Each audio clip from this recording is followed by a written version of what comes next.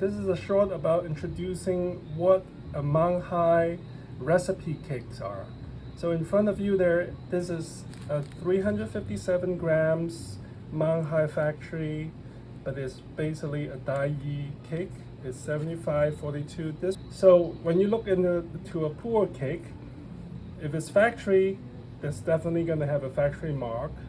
And you can see all the writing in here, Manghai Tea Productions Company, Xiamen, Yunnan, China. So what we are looking for is a couple of stamps. When we flip it back, you can always see there is a factory stickers on it.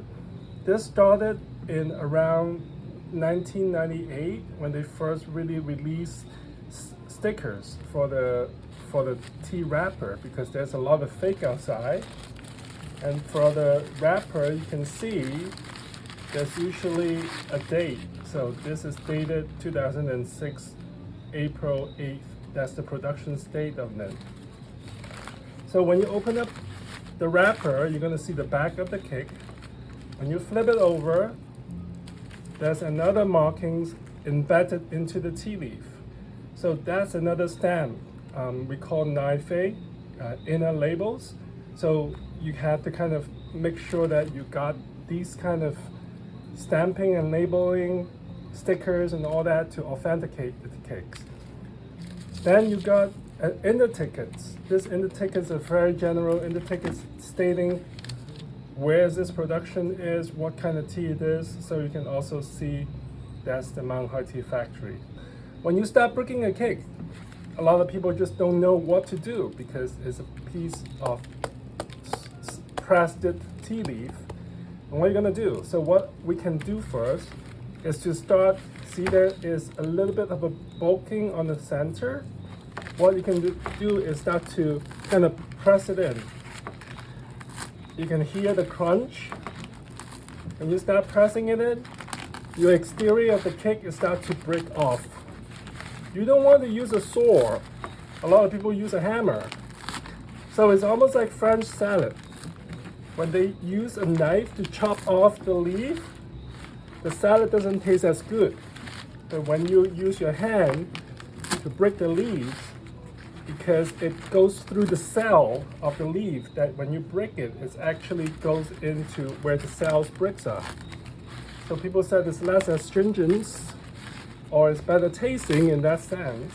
So this is a little bit of a workout. You can hear the crunching of it, of that. So once you have that kind of a loosening of the cake, you can see there's a brick line in here already. Okay, then you can really start using, we call a Puerh knives, to start piling in to the tea. So how do you do that? You have to be very careful. I use my old school daggers. A lot of people have their own way of creating a Puerh knife, and there's also Puerh knife you can buy online. So what you want to do is, you can see there's a dimple in here, and you really want to insert it into it. Okay, just like that.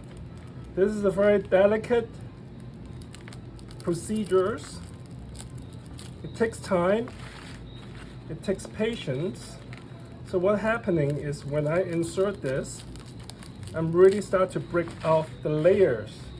So you have to understand, when they compress a Puerh cake, you have a pile of leaf that gets into a bag. The pile of leaf compresses itself, so there's layering inside.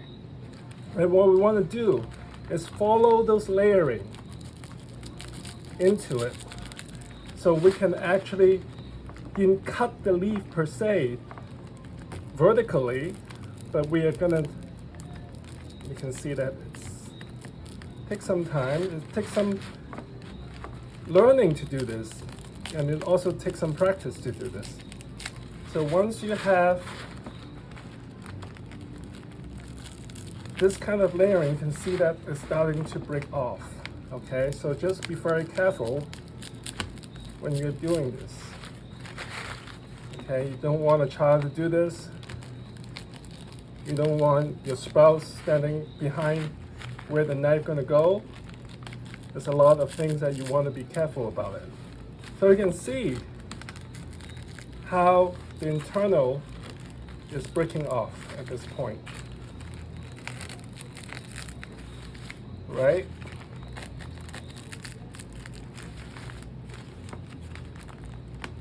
There's a lot of ways, there's a lot of people have different thoughts about how you break the cake. But traditionally, this is the way that I was taught by my master on opening a cake. The most dense part is the center, as you know. That's where the dimples are. The dimples is where the back of leaf goes in, and they make a dimple. So this is the hardest part.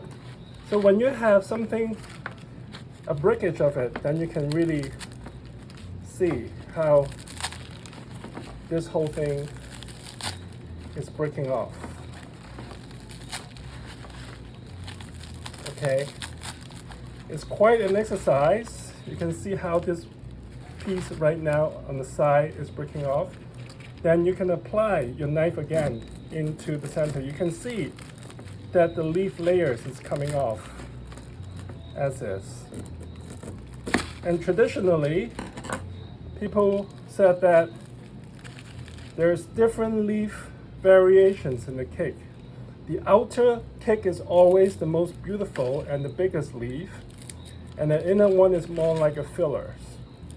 So after you finish breaking it, then you really want to mix it up together. So the outer rims mix some with the inner and some of the hardest.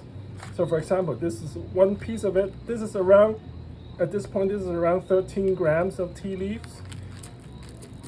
And you can just apply it out like this.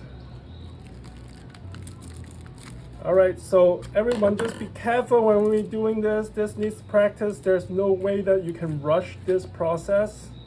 The more you rush, the more accidents tends to happen in this kind of breaking the tea leaf.